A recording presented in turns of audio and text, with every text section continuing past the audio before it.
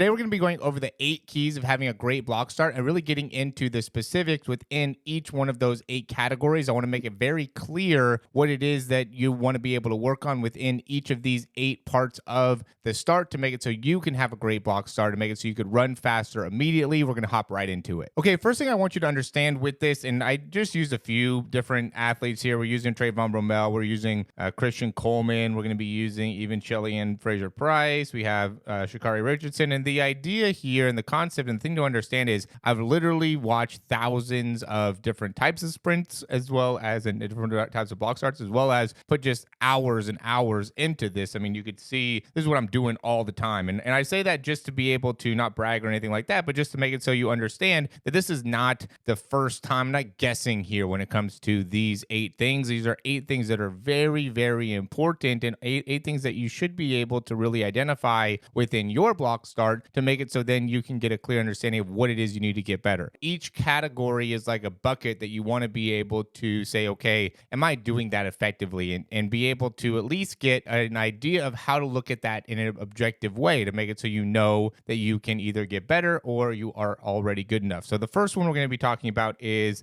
the toe off, okay? And seeing the toe behind the heel. That's, I think, the most clear way to be able to see how well you are toeing off, right? And we can see this is Coleman here. You can see how when he's landing, he's able to keep all of his weight forward. So then as he's toeing off, he's able to get the heel all the way up, right underneath the toe, and then pushing forward from there, or getting the heel in front of the toe. Those are, I think, 2 clear ways to identify the push off. Now, to be able to improve this, I think the most important thing is having the range of motion within the big toe to be able to get to this position. I like to do different types of calf raises where, I'm essentially in this position, except I am, instead of going through a block start, I'm just holding on to a wall and I'm just working on getting that range of motion within the foot. When you're doing this and doing different types of exercises to work on this, we want to just make sure that we're getting the height within the heel. Obviously, just working on the timing, just getting into this position. You could also do like holding the bottom of a lunge, right? So you get into like a regular lunge position, you're upright, and then you just sink down into the bottom. You just hold that position and really, have that knee right above the ground. Have that knee as close to the ground as you possibly can. Hold it for like 20 to 30 seconds and really feel not only the strength build up within the thighs, but also achieve the range of motion within the foot. The second one is going to be the landing. And what's important about the landing is making sure that when this foot hits the ground, we have one foot right underneath the hip. And the important thing about that is to make it so then we're continuing to come forward. Here we can see with him, it's like his foot is actually behind the hip. You don't need to get that good of a landing position, right? If you have your foot underneath the hip, I think that is really good. We're looking at Christian Coleman. I think he's the best starter in the world. But if we can get the foot behind the hip, and I would look at this, the reason I'm showing you video is so that now you could take this, look at your own start and say, okay, am I achieving these things? Number 2 is, do I have my heel up? And then number 3 is, when the foot hits the ground, how much does my heel drop, and does my heel drop at all? So the idea is, as this foot hits,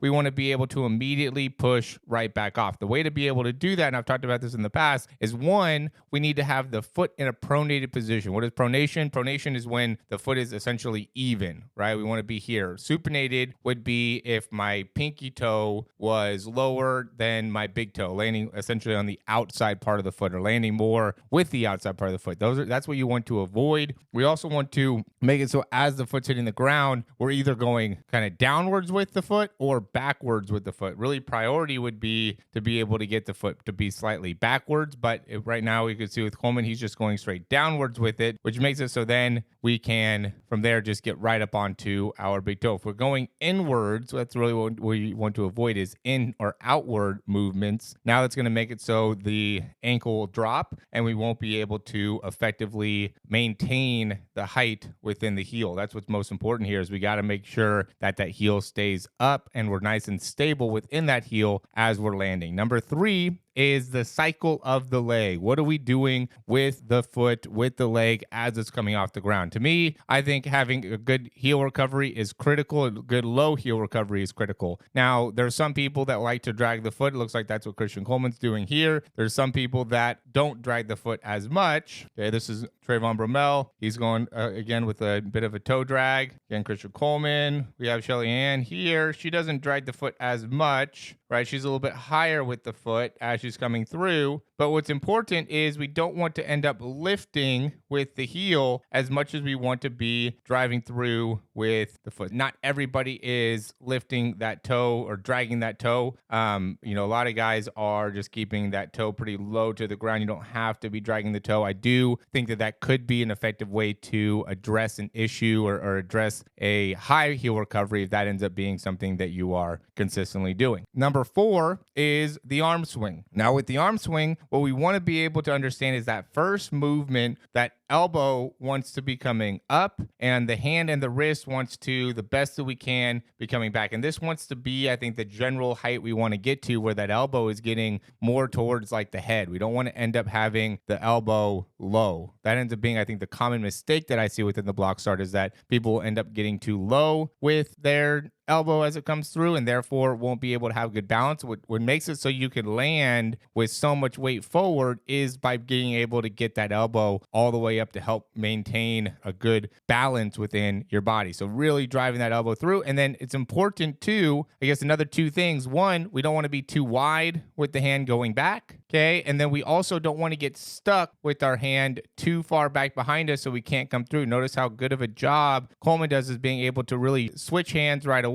So he's not getting stuck with his arms coming too far back, right? He's really emphasizing immediately come through. He gets a strong pull of the arm, but then immediately drives right back through. And that is important to be able to create that coordination from the right to the left leg to make it so you could have a great box start. Number 5 is a fast foot contact time. So if we look to see how much time we're spending on the ground, and you can use Shelly Ann here because this one is like the only one that's really the regular speed. Okay, so 0.04 is when her foot's hitting the ground. And typically what we see is that they're off around 0.17 with that first step. Okay, and we could see that, she's 0.16, 0.17, somewhere in that general region. Okay, this one is going to be also around that time, maybe 0.16 to 0.14. This is to make it so then you guys understand, right about 0.16. And then number 3 would be 4.8. This is to make it so you guys would understand how fast we want to get the foot off of the ground. Okay, so when we want to be looking and seeing how an explosive block start looks or how a powerful block start looks or how a great block start looks, an important part of that is how much time you're spending on the ground. Okay, so when you start to get some of these things down, you get the push off, you get the landing, you're getting the arm swing, the leg cycle, a lot of things are looking good. Well, now let's compare to the best and see how much time you're spending with the foot on the ground and really get a clear understanding of if you're spending too much time with the foot on the ground, and therefore we could start to be able to improve that, right? So when it comes to the foot contact time, I think it's important first to be able to understand that that is off. Then we want to go back into the landing and make sure that we're doing the things effectively within the landing and work on the things that we talked about within the landing in terms of landing with pronated, landing with the heel up, and then work on as soon as that foot hits the ground, we want to be as fast as we can to be able to get that heel to come right up and through. Notice how they land, boom, and then absorbs, very little heel drop during the absorption, immediately comes right back up at the heel to make it so then they could cycle through with the leg. Okay, so that wants to be the main part of foot contact time. Make sure we're getting that heel up nice and quickly. Next one is distance per step. How much distance are we covering? We can see with her, she's 1, 2, 3, 4 steps. Look at how much distance that she covers. What you'd want to be able to get is 4 steps, about 5 meters, depending on your height, right? I usually tell people that we want to get about 4 steps and 5 yards to get the heel at the end of the marker within those first 4 steps. And so really trying to get the range here. Now, I do want to clarify this. We don't want to overreach or overstride within the start. This is a very common problem that we see. And so if our foot is landing too far out in front of our body, right, really we want to be able to have the foot underneath the shoulders. Okay, if our foot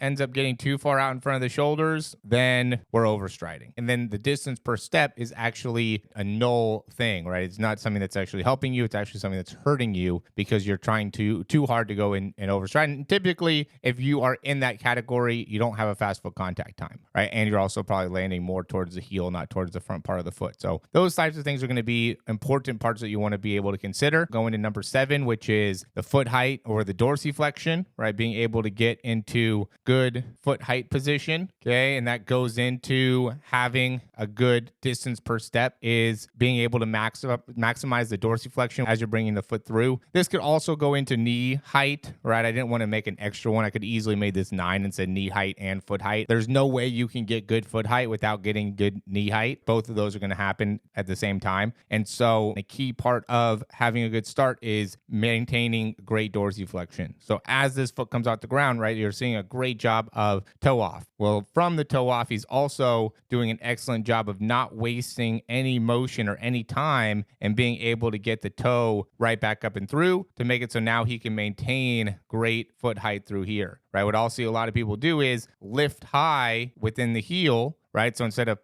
pushing forward or getting a good push from the block, what they're doing is lifting more with the heel. So then the action of the knee ends up being more of a downward movement, where we really want the action to be more of a lifting up movement to make it so now you can maintain good control. Notice how high, again, he's getting with the knee, with the foot, getting good dorsiflexion, and then using that to then go and strike the ground. Dorsiflexion, in case you guys don't know, is being able to really focus on lifting up with the toe. There's a lot of great things that you could do to work on this. You can just work on, single leg ankle jumps, where you're just working on lifting up the toe, coming back down, lifting up the toe, coming right down. You're just getting good at, or just 2-leg ankle jumps. I think that's a great way to do that. I think single leg broad jumps is a great way to do that. I think just working on, I do this all the time within, with athletes that I work with, is just have them put a kettlebell on their foot, lift up with the kettlebell, come right back down, and just do that a bunch of times. There's some like quick jumps that you can do. All these things could be great in being able to build great dorsiflexion and also great hip flexion, right? Like I think you got to be great at both, having strong hip flexors and also be very strong within the ankles, within the shin, in order to run fast. And then 8th, and I think this has more to do with just the mentality around the block start, is we want to be patient, right? We don't want to be rushing through these 7 steps. While we don't necessarily want to be running slow, or we don't want to be running slow, right? This is about having a great block start. In order to have a great block start, we got to be doing it fast, but we don't want to end up rushing through the push off, because we rush through the push off, and that's when you end up lifting more of the leg. Or if we rush through the cycle of the leg, then we won't be able to get the dorsiflexion and be able to get good range and good distance per step. So the reason I say that patience is important is because I see athletes a lot of times rush through some of these important 7 steps that will make it so now they won't be able to get the full benefit of that step, right? So if you're not utilizing the push off to its full capability, or again, if you're not using the arm swing to its full capability, and instead just trying to, rush through, or just trying to have really quick steps or whatever, but you're not going to be able to cover the distance, right? And being able to cover the distance really goes into being patient around the push off, being patient around the arm swing, being patient around the knee drive, and really making sure that we can get good dorsiflexion, good distance per step. Those are the 8 parts of having a great block start. I hope you enjoyed the information. If you did, I'm going to have a couple other videos that you can use as reference to help you out with your block start, or maybe some other examples of some great block start athletes that are able to achieve it at a very high level. Make it so you can see those videos, and like, subscribe. Thanks for watching. We'll talk to you soon.